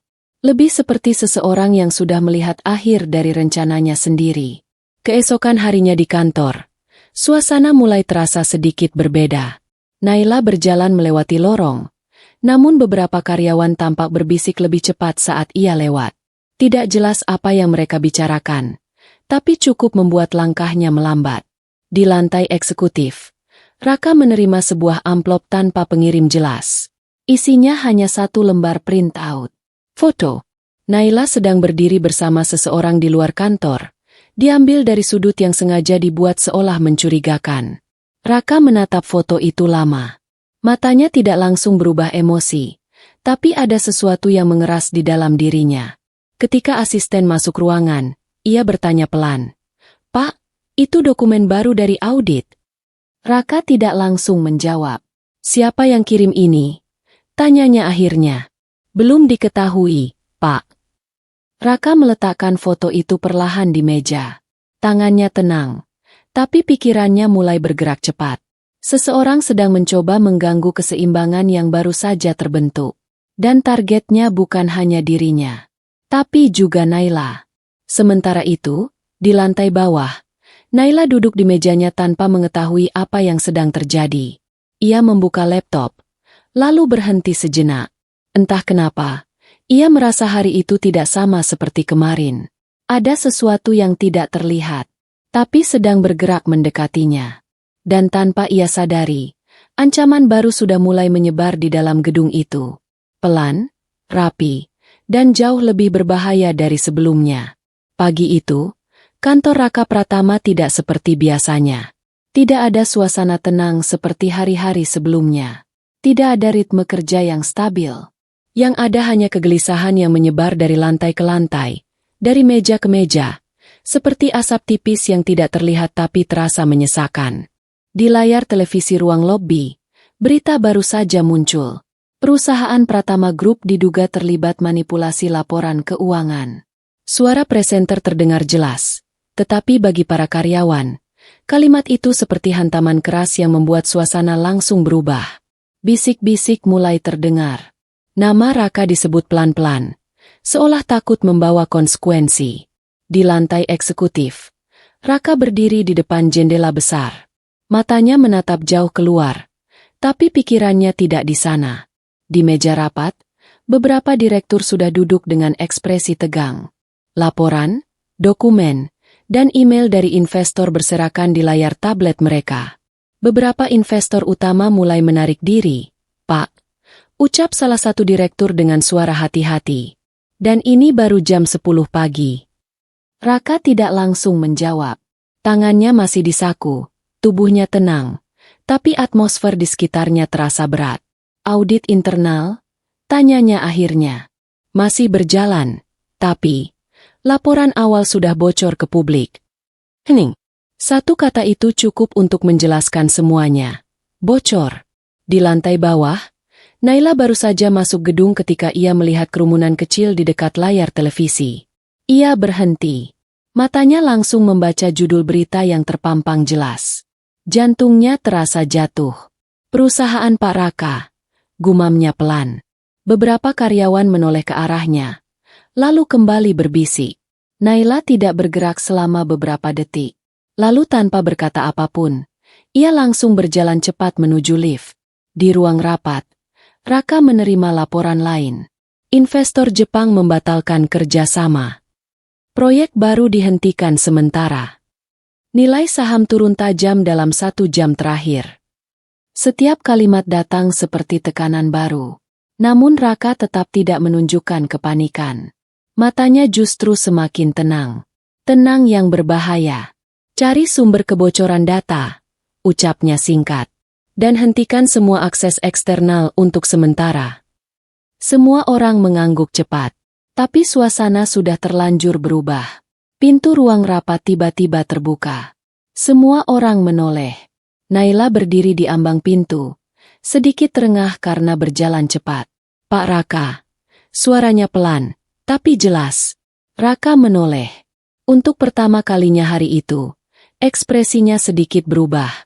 Bukan karena panik, tapi karena melihat Naila di saat seperti ini. Naila melangkah masuk. "Berita itu." Ia berhenti sebentar. "Apa benar perusahaan Bapak?" Raka mengangkat tangan sedikit, memotong kalimatnya dengan tenang. "Bukan saatnya kamu di sini." Kalimat itu tidak keras, tapi cukup untuk membuat Naila terdiam. Namun ia tidak langsung pergi. Matanya menatap Raka dengan campuran cemas dan bingung. "Kalau ini fitnah," katanya pelan, "saya bisa bantu jelaskan kalau ada yang perlu saya lakukan." Ruangan hening. Beberapa direktur saling pandang. Raka menatap Naila lama. Ada jeda. Lalu ia berkata lebih pelan dari sebelumnya. "Kalau kamu ikut terseret, situasinya akan lebih buruk." Naila mengepalkan tangannya. "Tapi ini juga tentang saya, kan?" Suaranya sedikit bergetar. Hening lagi. Dan untuk sesaat, Raka tidak langsung menjawab. Karena di balik semua kekacauan ini, ia tahu satu hal. Seseorang sedang sengaja mengarahkan badai ini ke dirinya. Dan nama yang mulai muncul di kepalanya bukanlah nama asing. Di luar gedung, seseorang sedang melihat berita yang sama dengan senyum tipis. "Dimas, mulai runtuh juga akhirnya," gumamnya pelan. Di sampingnya, Salsa berdiri sambil melipat tangan. "Ini baru awal," ucapnya dingin. Dimas tersenyum lebih lebar. Kalau Raka jatuh, Naila juga tidak akan punya tempat berdiri. Dan di dalam gedung itu, Raka Pratama untuk pertama kalinya benar-benar merasakan tekanan nyata. Bukan hanya kehilangan kepercayaan investor, tapi juga ancaman yang mulai mengarah ke satu orang yang selama ini diam-diam ia lindungi. Sejak skandal besar itu meledak, suasana di dalam perusahaan berubah total. Orang-orang yang dulu tersenyum saat melihat Raka Pratama kini mulai menjaga jarak. Beberapa bahkan menghindari bertemu langsung di lorong. Nama Raka tidak lagi disebut dengan hormat, melainkan dengan nada hati-hati yang dipenuhi keraguan. Di tengah semua itu, Naila berdiri di tempat yang berbeda. Ia tidak pergi, tidak juga ikut menjauh. Pagi itu, Naila masuk ke kantor seperti biasa. Namun kali ini, ia langsung merasakan perbedaan yang jelas. Bisik-bisik berhenti saat ia lewat. Pandangan orang-orang terasa lebih tajam, lebih dingin. Namun ia tetap berjalan. Langkahnya tidak cepat, tidak ragu. Seolah ia sudah memutuskan sesuatu sejak malam sebelumnya. Di pantry, dua karyawan sedang berbicara pelan. Katanya perusahaan bakal kolaps. Ya gara-gara Pak Raka. Investor sudah kabur semua. Mereka berhenti saat melihat Naila berdiri di dekat pintu. Salah satu dari mereka menatapnya sekilas, lalu berbisik pelan kepada temannya. Dia masih di sini juga. Naila mendengar itu. Tapi ia tidak bereaksi. Ia hanya mengambil segelas air, lalu pergi tanpa menoleh. Di lantai eksekutif, suasana lebih tegang dari biasanya. Beberapa direktur masih sibuk menerima telepon. Raka duduk di ruang rapat, membaca laporan satu persatu. Wajahnya tenang, tapi jelas ada tekanan berat yang tidak ia tunjukkan. Pintu diketuk. Tok, tok, masuk. Naila berdiri di ambang pintu. Semua orang di ruangan langsung menoleh. Raka juga mengangkat pandangan. Kenapa kamu kesini? Suara Raka terdengar datar. Naila melangkah masuk. Kali ini tidak ada keraguan di matanya. Karena saya masih bekerja di sini, Pak. Salah satu direktur langsung menyela. Situasi sekarang tidak stabil. Semua karyawan non-esensial disarankan bekerja dari rumah. Naila menoleh sebentar ke arah direktur itu, lalu kembali ke Raka. Saya tidak datang untuk lari. Ruangan langsung hening. Raka menatapnya lama. Sangat lama. Seolah mencoba membaca apa yang sebenarnya ada di pikiran Naila. Ini bukan situasi biasa, ucap Raka akhirnya. Naila mengangguk kecil. Saya tahu. Kalau kamu tetap di sini, kamu bisa ikut terseret. Sudah dari awal saya terseret, jawab Naila pelan tapi tegas. Kalimat itu membuat ruangan kembali sunyi. Raka berdiri perlahan. Ia melangkah mendekat. Kenapa kamu tetap bertahan? Tanyanya lebih pelan. Naila menatapnya tanpa gentar. Karena saya tahu Bapak bukan orang seperti yang mereka katakan. Hening. Tidak ada yang langsung menjawab. Bahkan Raka pun tidak.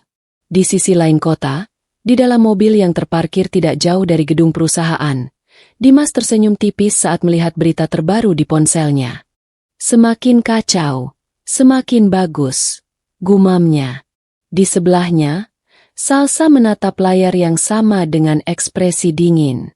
Tapi Naila masih bertahan, katanya. Dimas menyandarkan tubuhnya. Matanya menyipit. Dia harus dipatahkan. Salsa tidak langsung menjawab. Tapi senyum kecil muncul di wajahnya. Kalau begitu, kita buat dia kehilangan alasan untuk berdiri. Kembali ke dalam kantor. Raka akhirnya mengalihkan pandangannya dari Naila. Tapi untuk pertama kalinya sejak skandal itu terjadi, ada sesuatu yang sedikit mengendur di dalam dirinya. Bukan karena masalahnya selesai, tapi karena di tengah semua orang yang mulai pergi, masih ada satu orang yang memilih untuk tetap berdiri di sisinya. Ruang rapat utama perusahaan terasa lebih dingin dari biasanya. Hari itu, semua direksi inti, perwakilan investor, dan tim audit internal dikumpulkan secara mendadak oleh Raka Pratama. Tidak ada yang benar-benar tahu apa yang akan terjadi. Yang mereka tahu hanya satu, ini bukan rapat biasa. Raka berdiri di ujung meja panjang. Di depannya, layar besar sudah menyala. Folder data terbuka. Rekaman, dokumen, dan log sistem siap ditampilkan. Wajahnya tenang, tapi matanya tajam. Di sisi ruangan, Naila duduk diam. Ia tidak diundang sebagai peserta utama, tapi Raka sendiri yang memintanya hadir. Ia tidak tahu apa yang akan terjadi, Tapi ia bisa merasakan sesuatu yang besar sedang datang. Rapat ini saya adakan untuk satu hal. Suara Raka akhirnya terdengar. Hening. Menutup semua spekulasi tentang skandal perusahaan. Dan menunjukkan siapa yang sebenarnya berada di baliknya. Bisik-bisik langsung menyebar di ruangan. Raka menekan remote. Layar berubah. Muncul data transaksi, akses sistem, dan log manipulasi laporan keuangan. Semua ini bukan kesalahan sistem, kata Raka pelan. Ini tindakan yang disengaja. Beberapa direktur saling pandang. Lalu nama itu muncul di layar. Dimas. Ruangan langsung berubah gaduh. Ini tidak mungkin. Salah satu direktur berdiri. Namun Raka mengangkat tangan, menghentikannya. Silakan lihat lebih lanjut. Layar menampilkan rekaman internal. Percakapan di ruang tertutup. Suara jelas terdengar. Suara Dimas. Dan seseorang lain. Salsa. Wajah beberapa orang mulai berubah. Naila yang awalnya hanya diam, kini menatap layar tanpa berkedip. Tangannya mengepal perlahan. Rekaman itu memperlihatkan segalanya. Rencana menjatuhkan Raka. Manipulasi laporan. Rekayasa fitnah terhadap Naila. Dan cara mereka mengarahkan opini publik. Dia sengaja menjadikan perusahaan ini sebagai alat. Suara Raka terdengar lebih rendah. Dan hampir berhasil. Pintu ruang rapat tiba-tiba terbuka. Semua menoleh. Dimas berdiri di ambang pintu. Wajahnya tidak lagi tenang. Ini semua fitnah. Suara Dimas meninggi. Namun Raka hanya menatapnya. Fitnah? Ulang Raka pelan. Raka menekan tombol berikutnya. Rekaman suara Dimas terdengar langsung di ruangan. Suara asli. Tidak bisa dibantah. Ruangan hening total. Dimas terdiam. Untuk pertama kalinya, tidak ada kata yang keluar dari mulutnya. Salsa yang berdiri di belakang ruangan mencoba mundur perlahan. Namun sudah terlambat. Beberapa petugas keamanan internal sudah berdiri di dekat pintu. Raka melangkah maju. Permainanmu selesai di sini. Suara itu tenang. Tapi final. Dimas tertawa kecil. Tapi kali ini penuh tekanan. Kamu pikir ini cukup untuk menjatuhkan aku? Raka menatapnya tanpa emosi. Ini sudah lebih dari cukup. Naila berdiri perlahan dari kursinya. Matanya masih menatap layar. Semua luka yang ia alami, semua fitnah, semua rasa tidak berdaya, perlahan mulai menemukan jawaban. Dimas menatap Naila sekilas. Ekspresinya berubah. Bukan marah, tapi frustrasi. Dia cuma pion. Gumam Dimas pelan. Namun Raka langsung menjawab. Tidak. Dia alasan kamu jatuh. Kalimat itu membuat ruangan kembali sunyi. Petugas keamanan akhirnya melangkah maju. Dimas mencoba mundur. Tapi jalan sudah tertutup. Salsa berdiri kaku. Tidak lagi berani berkata apapun. Saat mereka dibawa keluar, Dimas sempat menoleh. Tatapannya tajam ke arah Raka dan Naila. Namun kali ini, tidak ada kekuasaan di sana. Hanya kekalahan. Rapat selesai. Tapi suasana belum benar-benar kembali normal. Naila masih berdiri di tempatnya. Raka mendekatinya perlahan. Sekarang kamu sudah tahu semuanya, ucap Raka pelan. Naila menoleh. Matanya sedikit berkaca-kaca. Jadi, semua ini benar-benar berakhir. Raka tidak langsung menjawab. Lalu berkata pelan. Yang berakhir hanya kebohongan. Di luar ruangan, langit kota masih sama. Tapi di dalam gedung itu, sesuatu yang selama ini membusuk akhirnya terbongkar. Dan untuk pertama kalinya, Naila tidak lagi berdiri di tengah ketidakpastian. Setelah kejatuhan Dimas dan terbongkarnya semua kejahatan, perusahaan perlahan mulai pulih. Suasana yang sebelumnya penuh ketegangan kini sedikit demi sedikit kembali stabil. Namun di tengah pemulihan itu, ada hal lain yang justru semakin sulit dikendalikan oleh Raka Pratama. Bukan bisnis, bukan tekanan investor, tapi sesuatu yang selama ini ia abaikan di dalam dirinya sendiri. Pagi itu, Raka duduk sendirian di ruang kerjanya. Laporan pemulihan perusahaan sudah ada di meja, tapi ia tidak langsung membacanya. Pikirannya justru kembali pada satu sosok. Naila. Cara Naila bertahan. Cara Naila tetap berdiri ketika semua orang menjauh. Dan cara Naila menatapnya tanpa rasa takut. Bahkan di saat dunia seolah runtuh di sekelilingnya. Raka menghela napas pelan. Kenapa aku selalu memikirkan dia? Gumamnya.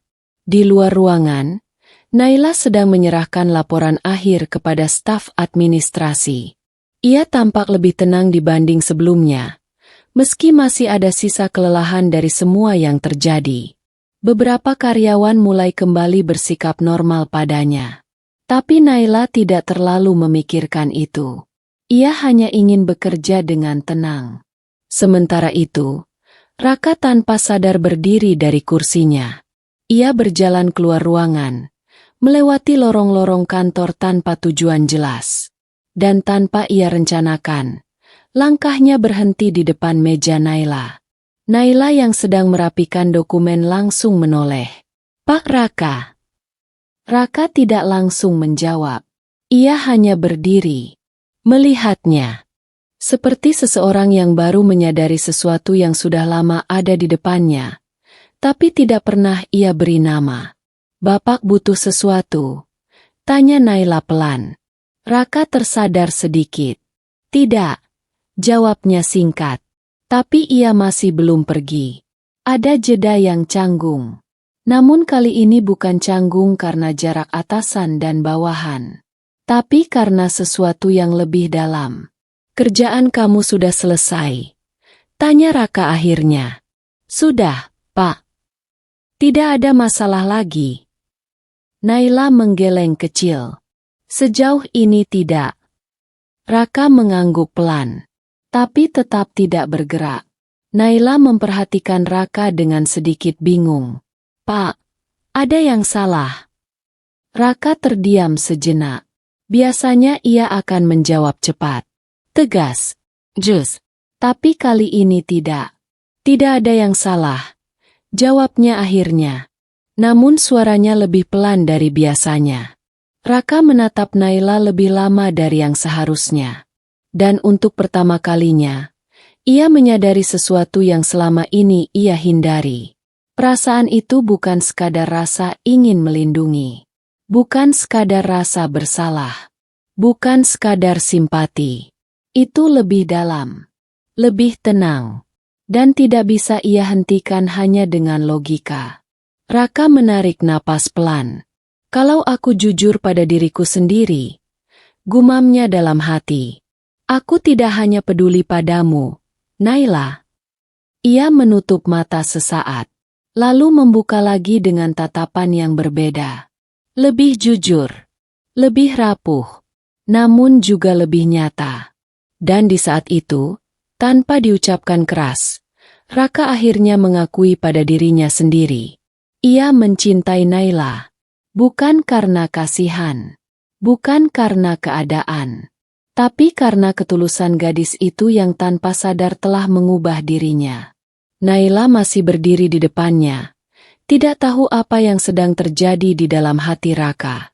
Namun untuk pertama kalinya, jarak di antara mereka bukan lagi soal posisi, tapi soal keberanian untuk mengakui perasaan yang selama ini disembunyikan.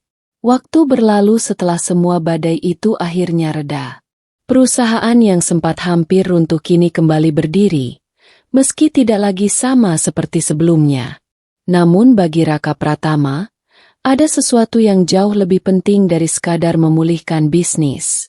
Sesuatu yang selama ini ia cari tanpa sadar. Di sebuah pagi yang tenang, Naila berdiri di depan sebuah kantor kecil di pinggir kota. Tangannya menggenggam amplop terakhir. Bukti pelunasan hutang ayahnya. Tangannya sedikit bergetar. Bukan karena takut, tapi karena lega yang terlalu lama ia tahan. Ia menatap kertas itu lama. Lalu perlahan, air matanya jatuh. Bukan air mata kesedihan, tapi air mata pembebasan. Akhirnya, bisiknya pelan. Aku selesai. Beberapa hari kemudian, Naila tidak lagi datang ke gedung perusahaan besar itu setiap pagi. Ia memilih hidup yang lebih sederhana, lebih tenang. Namun kali ini bukan karena keterpaksaan, tapi karena pilihan. Di sisi lain kota, Raka berdiri di ruang kerjanya yang dulu terasa seperti pusat dunianya. Layar monitor, laporan, dan panggilan bisnis masih ada.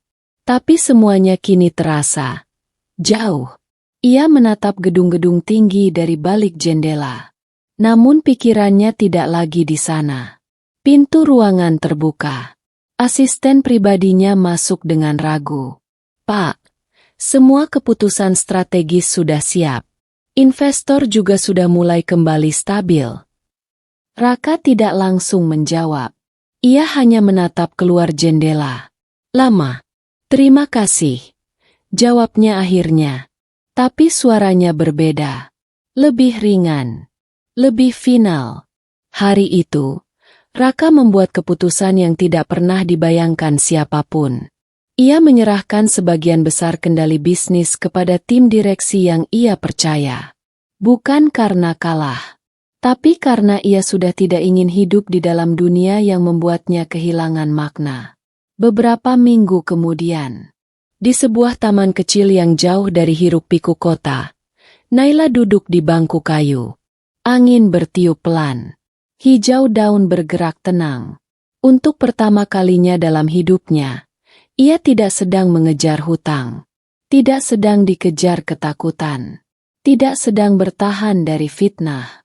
Ia hanya hidup. Langkah kaki terdengar mendekat. Naila menoleh. Raka berdiri tidak jauh darinya. Tidak memakai jas formal seperti dulu. Hanya pakaian sederhana. Seolah ia juga sedang meninggalkan dunia yang selama ini membungkusnya. "Aku sudah selesai dengan semuanya," kata Raka pelan. Naila menatapnya lama.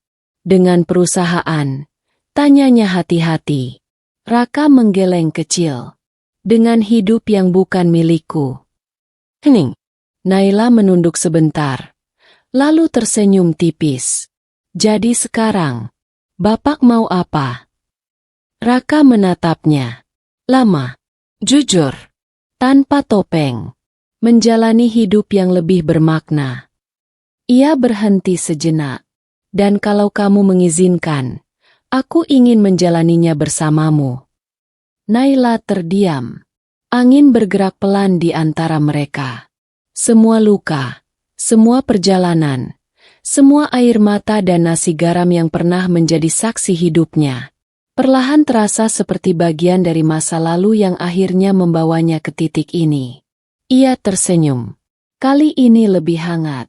"Kalau begitu," ucap Naila pelan, "kita mulai dari awal." Raka mengangguk. Untuk pertama kalinya, ia tidak sedang memimpin perusahaan. Tidak sedang mengejar kekuasaan. Tidak sedang melawan dunia. Ia hanya berjalan menuju seseorang yang membuat hidupnya kembali punya arti. Pesan moral. Ketulusan dan keteguhan hati mampu mengubah hidup seseorang. Bahkan dari kesederhanaan seperti nasi garam, bisa lahir kekuatan, keberanian, dan cinta yang besar, yang pada akhirnya mengajarkan bahwa hidup yang layak bukan tentang kekayaan, tetapi tentang makna dan hati yang saling menemukan. Tamat.